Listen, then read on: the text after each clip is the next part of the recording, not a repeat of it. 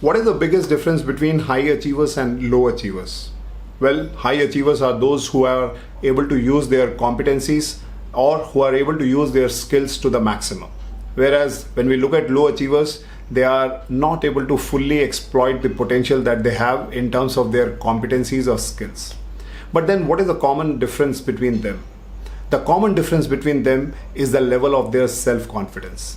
High achievers have very high self-confidence in utilizing their competencies to the fullest of their potential, whereas average achievers are lacking that self-confidence in utilizing those competencies.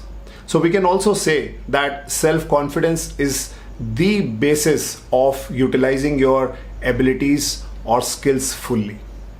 But there are times when we are not confident, and in such situation we are not sure that how to use our competencies to the fullest. So for example, if you are learning the driving for the first time, or you're learning a new language like French for the first time, how it would feel that you are not fully confident because you are not yet competent to use that particular skill or ability to the best of your abilities.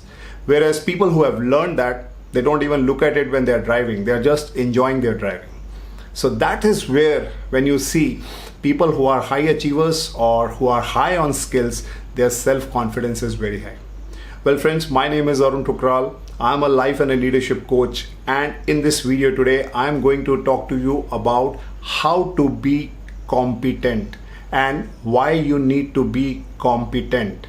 Because one of the very important thing that you need in your career is to become high on competency level. Because the more you are competent in doing your job, the higher are the chances that you will get better increments, you will be retained in your organization, you will get more promotion, and a lot of people want to be like you. But to do that, you really need to be competent. And in this video today, I'm going to tell you what it takes to be competent, because there is a learning process, there is a theory, there is a methodology that we all undergo when we are learning something new. And once we understand that methodology that all of us go through, we are able to do our job in a better way, and we start setting the benchmarks for others. And that's what high achievers do. In this video, you will get all this. So don't go anywhere, and also don't forget to like and subscribe this channel, because a lot of content is coming your way on this channel, and stay there.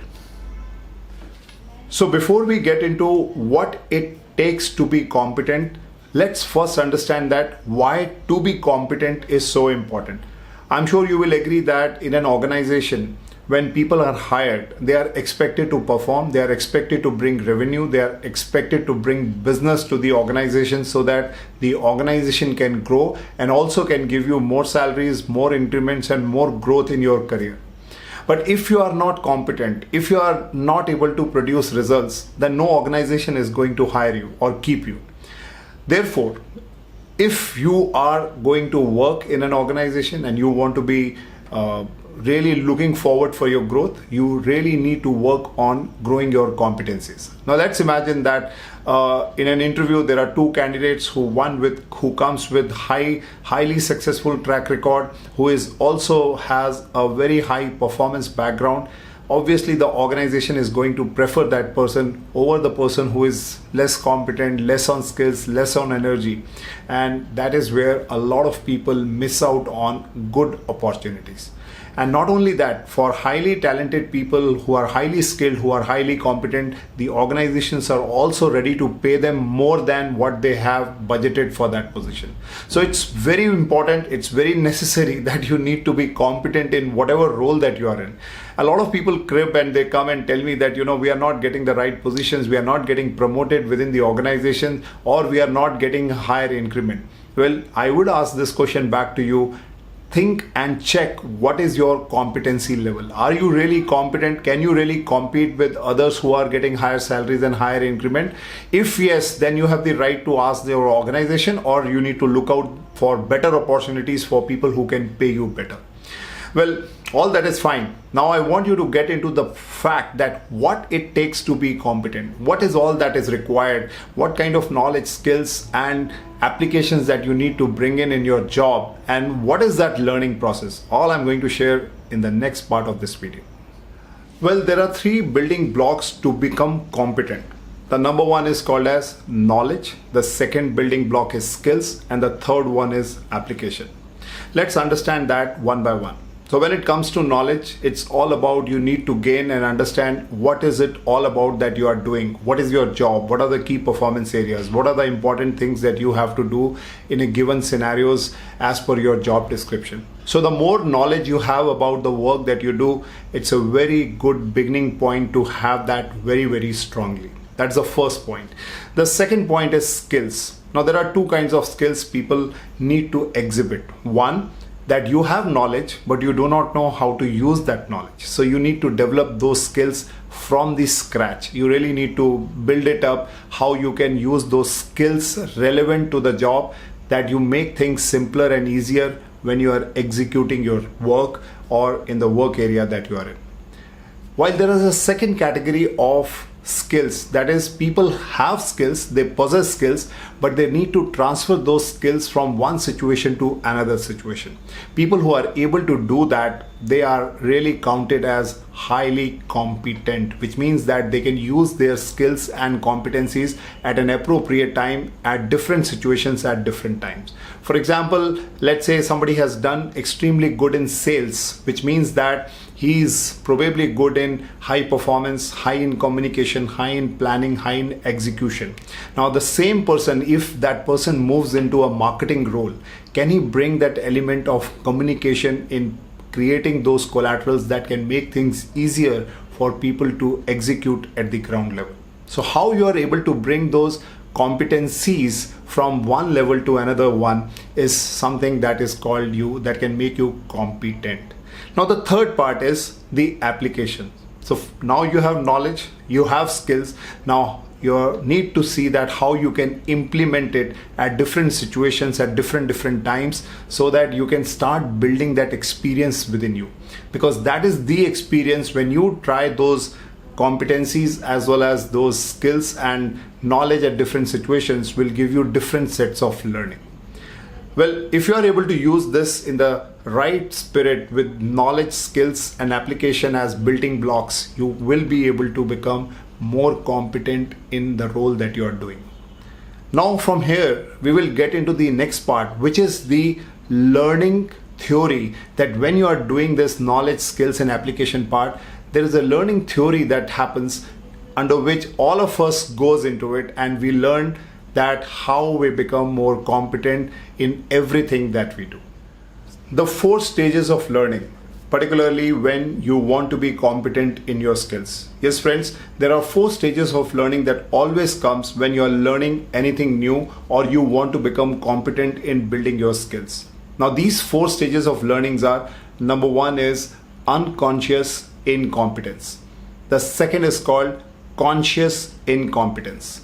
The third one is called as conscious competence, and the last is unconscious competence. I'm sure it is difficult to memorize all of them, but don't worry, I'll take you one by one and make you understand something with a very simple example. Now imagine that if you have learned anything in your life, let's take the example of driving. Now the first time that you have decided that you want to learn car driving, what comes to your mind? You are not sure, you are not aware of anything, and you are not even knowing what you are supposed to do. Well, this stage is called as unconscious incompetence. That means you are not aware about any competencies that you have, and you are absolutely unconscious. Now imagine when you started doing that. The learning process was very difficult.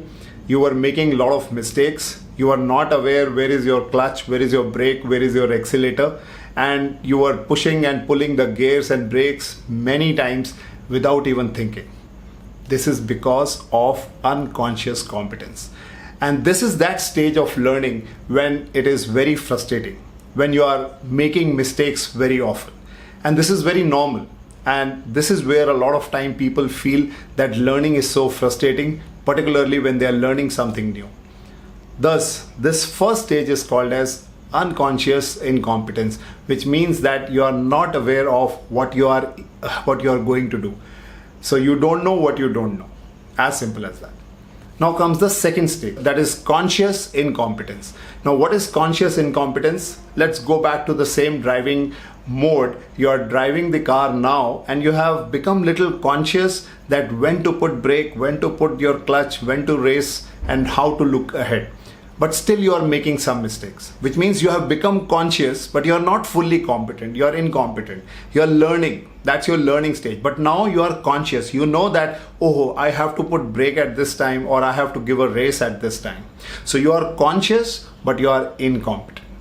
The third stage comes conscious competence, which means that now you know how to drive the car. You are fully conscious about it. You know if somebody comes in front of you, when to put brake, and that's how you are making it very easy for yourself, that now you can take the car from street driving to maybe you can take it to a road, little wider road or bigger roads, and you can now you will start now thinking that you can go and take little more risk. That's called conscious competence. That means you are getting better at it. You are not fully there, but you are getting better at it. Then comes the next stage, that is called unconscious competence. Now this unconscious competence is a stage when you have fully learned the driving. Now you are playing music, you are enjoying, you are not even thinking about when to put gear. Everything is happening automatically. And that's just like a stage where you don't have to take effort. You just drive it and you can talk on phone. You start doing your sing songs along with that. This is all about unconscious competence. That means your competence has been inside your body throughout. You don't even have to think. If suppose somebody comes, even if you're listening on a phone, you'll put a brake. Well, we all undergo these 4 stages of learning in our careers whenever we want to build any skills. Now, the idea of telling you this theory of learning, 4 stages of learning, number 1, that you need to understand that everyone goes under this stage. And there are always chances that it is very frustrating in the beginning because you don't know what you don't know. But at the same time, this also gives us an idea that everyone goes through it and you need to practice it in moving from unconscious incompetence to conscious competence. So the more faster you reach there, the better it would be. You can also see in your current learning curve, if you are learning right now, that in which stage you are in right now.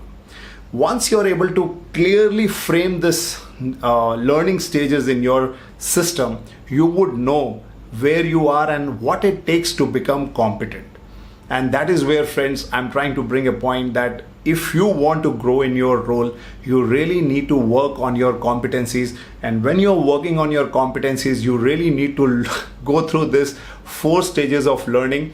And that's how you start realizing and become more aware and conscious about it, what it takes to become more competent.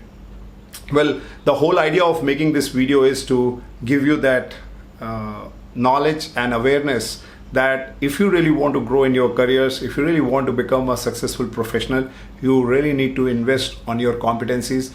And if you are looking for some sessions where you want to take help from me, I'm available for you. You can write me back on my email ID, arun.thukral@hcnconnect.in. I will be happy to respond back to you whatever way I can help you. And also, if you like the content that I have shared with you in this video, don't forget to like, subscribe, and share it with your friends for more reach and more people can see that. Thank you very much for watching me, and I'll be coming back soon more on this competency pieces so that you can become better and better in your current role. Thanks for watching.